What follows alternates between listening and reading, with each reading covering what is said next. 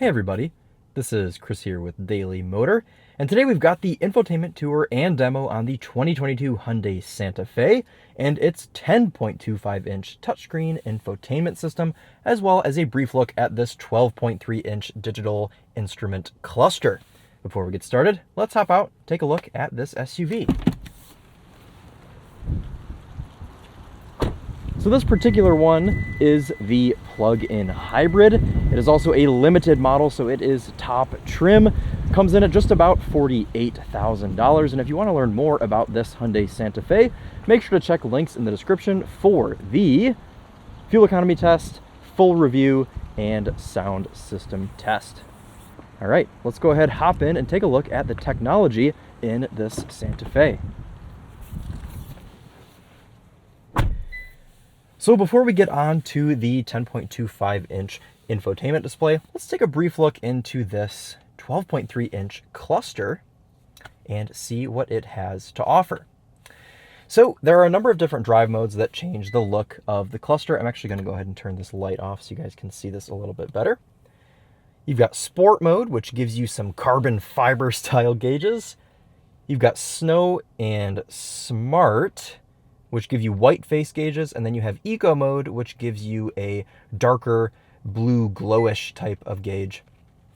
And as you can see, the car is defaulting to being turned off because we are just sitting here idling, and it has also started raining, so enjoy that ASMR pitter patter on our roof. Otherwise, in the middle, you can cycle through a couple different options here with your page button. On this screen, we can see our all-wheel drive torque distribution, a temperature gauge, as well as tire pressures. Over here we can see our attention level, as well as a indicator for our lane keep assist if it is on or off. In the middle we have a digital speedo. You can see our idle mode there, and then we have a couple different trip computers there. You can see range, our electric battery is depleted on this plug-in hybrid car. And then also you have a compass. So not too much here in this cluster, but I think there's just enough, honestly, to make this quite an attractive display.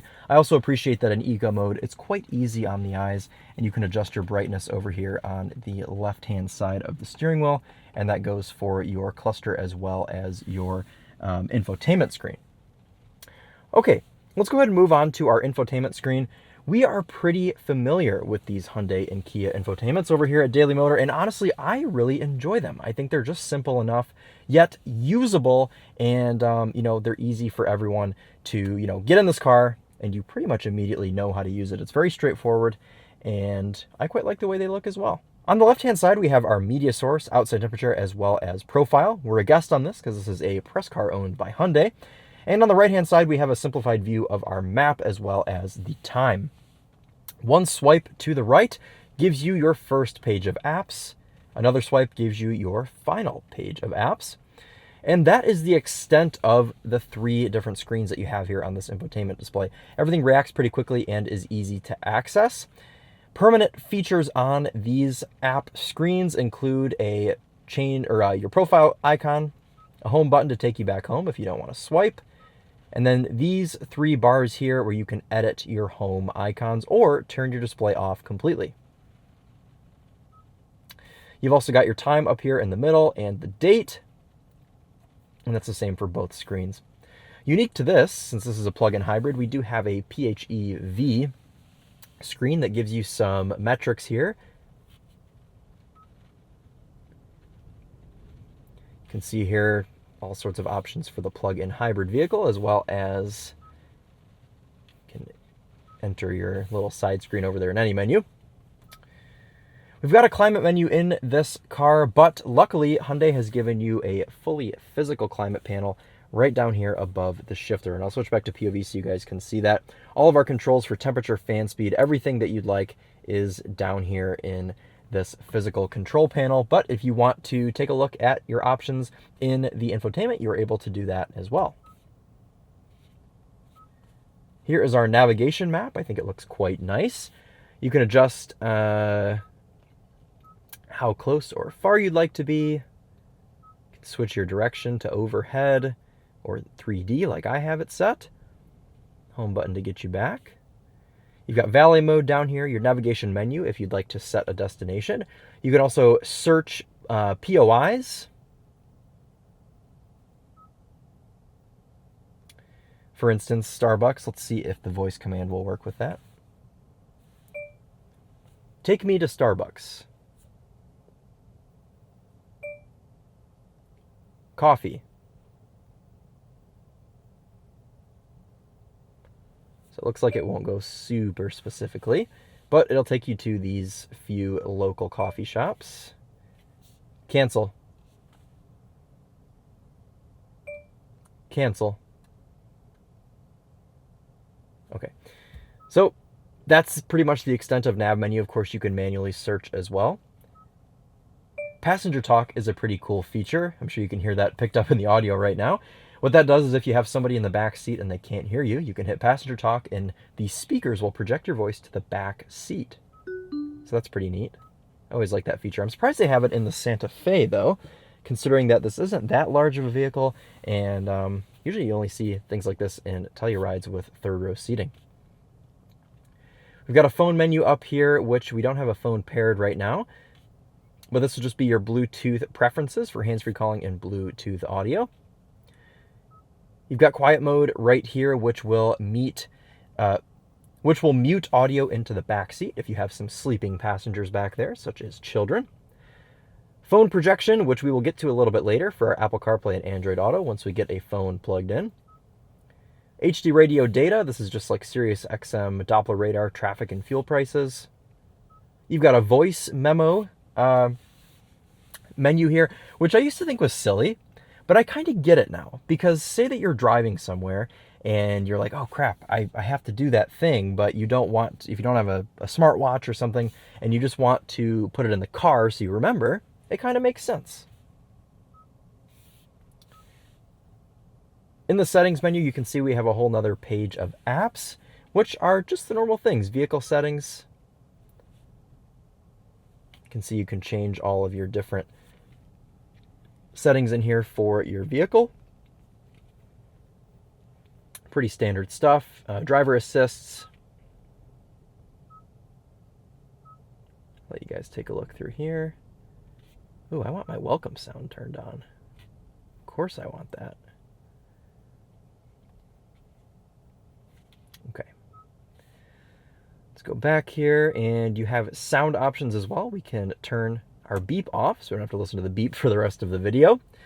You can turn on or off your surround sound. We'll actually turn that on here. Charlie probably had that off for his sound system test. You can also adjust position, tune your treble, mid-range, and bass in here.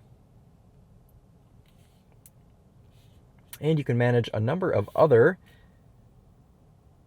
settings in here as well. You can see if you have your screen turned off there.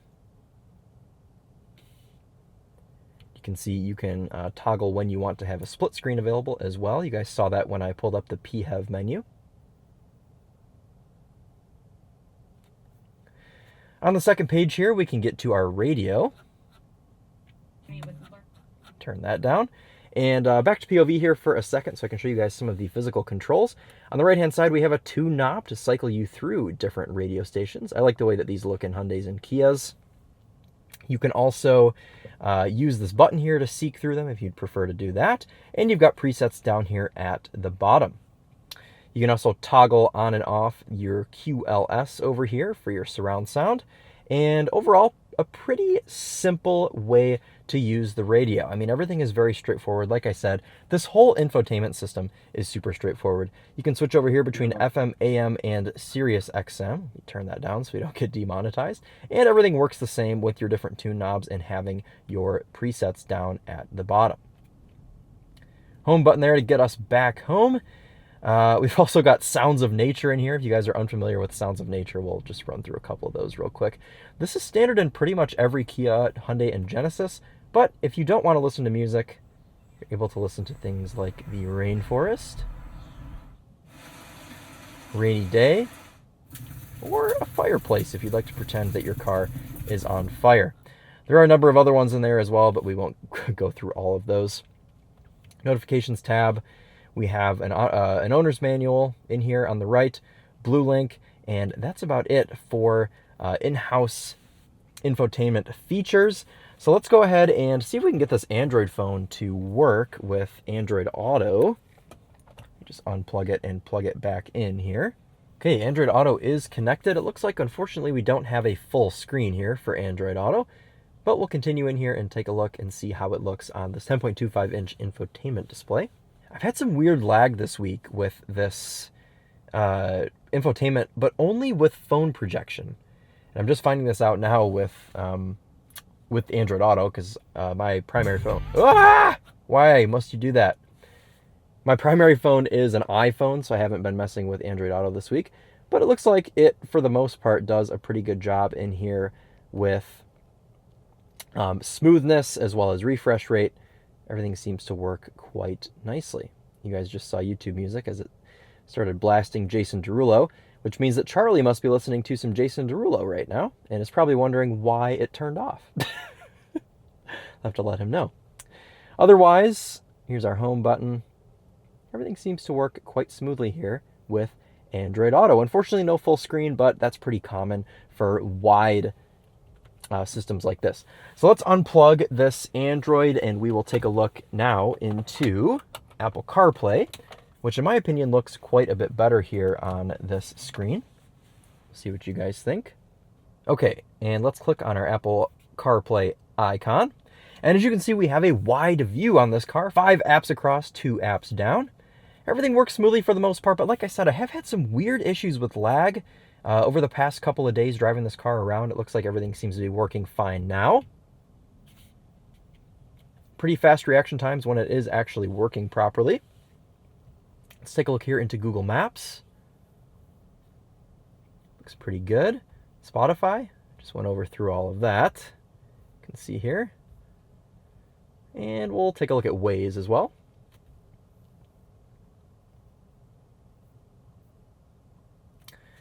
Overall, a pretty good display. And, you know, like I said, I'm a pretty big fan of Hyundai, Kia, and Genesis infotainment systems. Oh, here's some lag. You guys see that?